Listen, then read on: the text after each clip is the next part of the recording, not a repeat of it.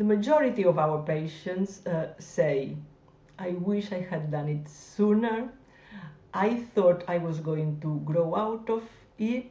I was going to grow out of feeling that way, but in fact, I never did. Hi, I'm Lydia Badia. I'm a consultant surgeon and I specialize in rhinoplasty surgery.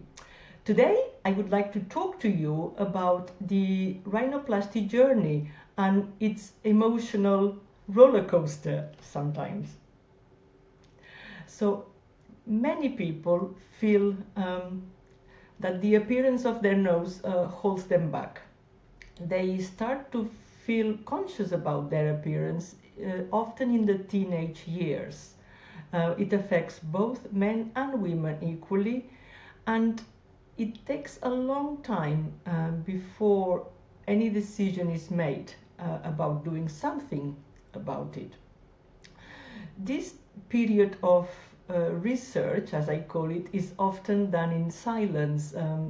Very few people are able to open up about how they feel, about that burden that having something in their appearance, how that burden, how it holds them back. And then surgery becomes kind of liberating.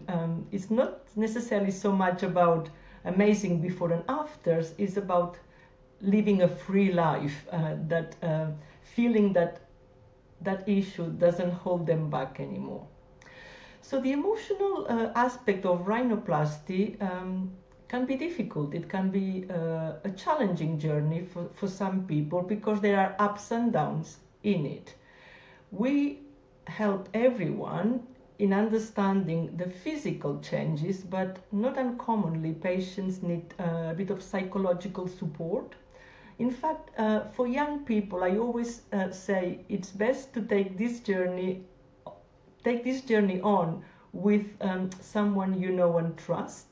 It's often the mother or the father, and for them to really appreciate that it's not just a quick operation, 2 weeks recovery, and off you go. It may take some time until you find the desired outcome and result. So within that journey, there is a research period, there is a period of action. I'm going to make the appointment, and then it's like, who shall I go and see? How would I know? Because there are many specialists out there. I would say trust your gut instincts to whoever you're going to trust to perform this operation for you. Then it comes the consultation. It can become quite real. It's like, oh my God, it could actually happen. Simulations are helpful in communication. The operation day is the most important time. And then the recovery, with a few ups and downs, it's quite normal. The majority of our patients say, I wish I had done it sooner. I thought I was going to grow out of it. I was going to grow out of feeling that way, but in fact, I never did. A lot of patients in the younger group come with the parents, and it's very lovely for them to have it in a natural break before they go to university, before they start a new job, after they finish their degree. Very, very important to be realistic about what to expect and aim for a new appearance that fits your facial features and not pick up someone else's nose that is going to be stuck into your face. The male rhinoplasty is also very interesting. Commonly, traditionally, men have more sports injuries, as in the past rugby and football was more popular amongst the male population. Trauma to the nose can be devastating and very disfiguring, as well as causing functional issues. A lot of people that have had an accident find it difficult to breathe through the nose. So male rhinoplasty is also a big part of our armamentarium and of the surgeries that we do. When the patient has the plaster removed a week after the operation, that's always a very emotional moment for the patient, for the support, and for us. It's really a lovely moment. The healing, though, just starts at that point, and then the full outcome is very rarely seen for the first 3 months. One has to wait a little longer for the tissues to heal and settle. It can be transformative. It can really, really be living a new life without that burden of thinking all the time about the nose. Like any surgery, rhinoplasty, in fact, like anything in life, surgery carries a risk.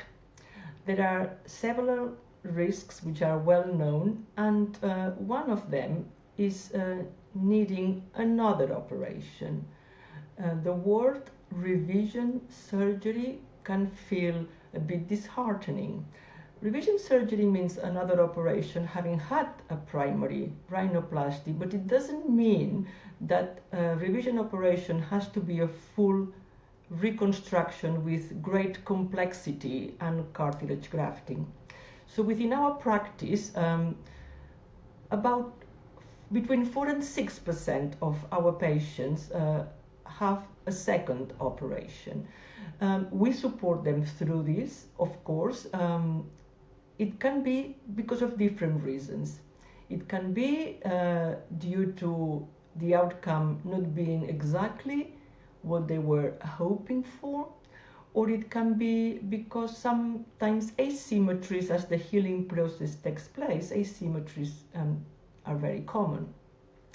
Very rarely it is because the nose has completely collapsed or that there is something major, unless of course there has been an infection. Infections are always the dreaded risk for patients and for surgeons, because if an infection takes place, then the healing can be very unpredictable, and we can have a very unsatisfactory outcome.